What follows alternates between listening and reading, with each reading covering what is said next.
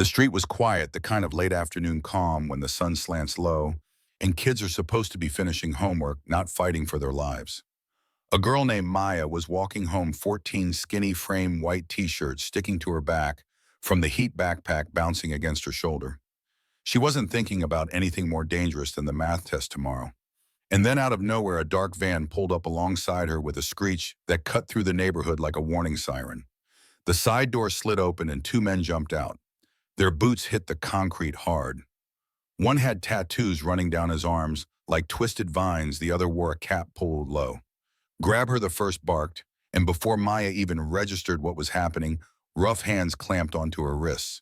Her backpack slid to the ground. "Got you now," the tattooed man sneered, yanking her toward the van. She kicked and clawed, screaming for help. Curtains twitched along Sycamore Avenue, shadows moved behind glass, but nobody came out. Not one. The silence of a neighborhood too scared or too unwilling to step in. They dragged her closer to the van. Inside, a third man leaned forward, pale skin, blonde hair, smile stretched cruel and thin. His words dripped poison. "Nobody cares about little black girls like you. You should know that by now." The sentence stung worse than the grip on her arms. Maya shrieked again, desperate, her sneakers scraping against the concrete. "Cry louder," the tattooed man taunted, pressing his face close. "Maybe your mama can hear you. What's she gonna do? Clean our boots with her tears?" They all laughed, three men amused by their own cruelty. And then a voice cut through, calm, sharp, steady as steel. "Let her go." The laughter died. Maya whipped her head toward the sound and her eyes widened with relief. Standing in the middle of the street was her mother, Simone Carter. To anyone else, she looked like a regular woman in olive t-shirt and cargo pants, hair tied back, curls catching the wind. But there was something in the way she stood, shoulders squared, feet planted, eyes locked that made even the air hold still. The tattooed man chuckled, trying to cover his nerves. "Who the hell are you supposed to be?" "Neighborhood watch." Simone's boss was low but carried clear. "That's my daughter. Walk away." The blond man smirked from the van. "Your daughter. She's ours now. Maybe we teach her a lesson, remind her where she belongs in this country." The words hit like acid, but Simone's face didn't flinch. Only her jaw tightened. She took a slow, controlled step forward. "You've got 3 seconds." They laughed again, thinking she was bluffing. But in less than a breath, a Glock appeared in her hand, barrel leveled at the tattooed man's forehead. The street froze. Even the cicadas seemed to shut up.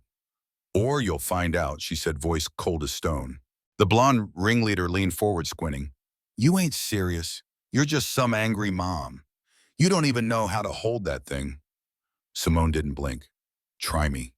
The second man tugged Maya closer, using her as a shield. Sweat dripped down his temple.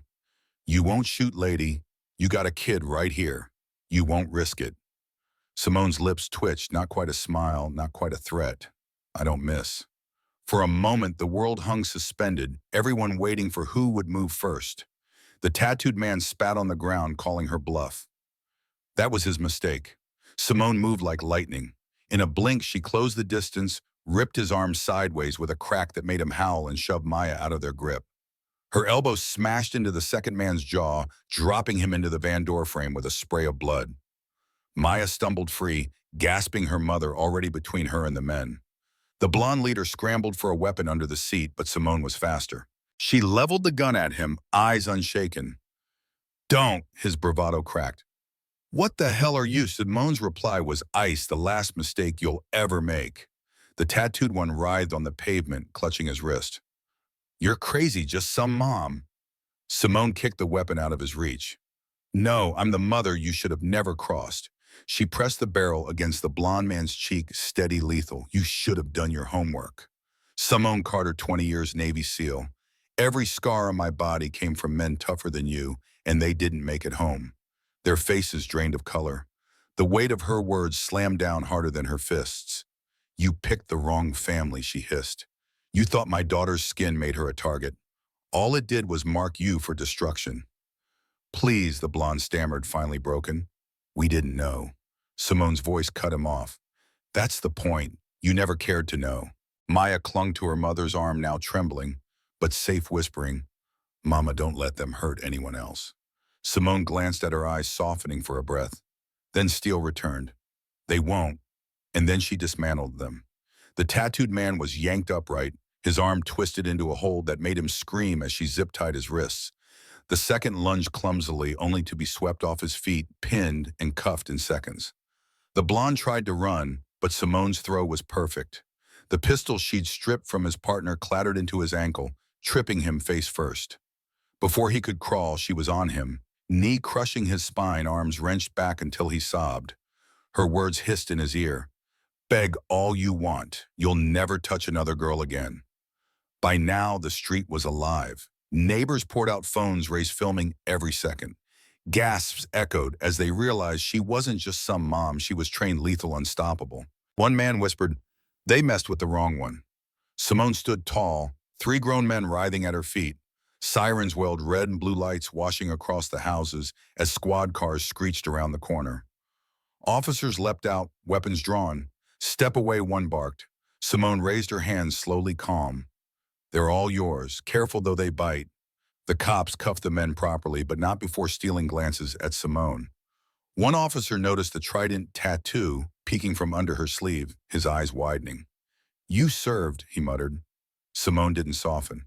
"Still do. In ways you'll never understand." The blonde ringleader whimpered into the asphalt, trying to explain.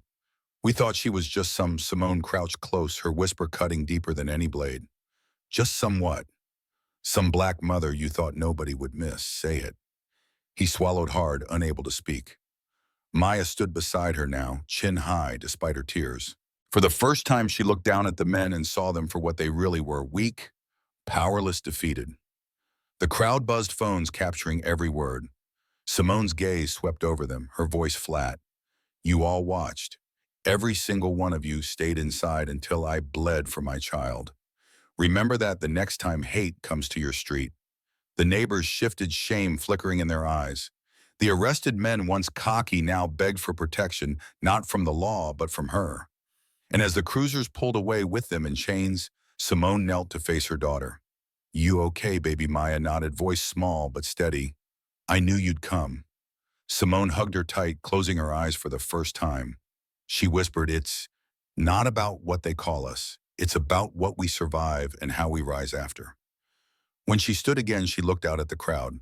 They wanted her to grow up afraid, she said softly. But today she saw the truth. They break. We don't. And with that, she took Maya's hand, and together they walked home, not in fear but in power. The street behind them whispered with the echo of what had just happened.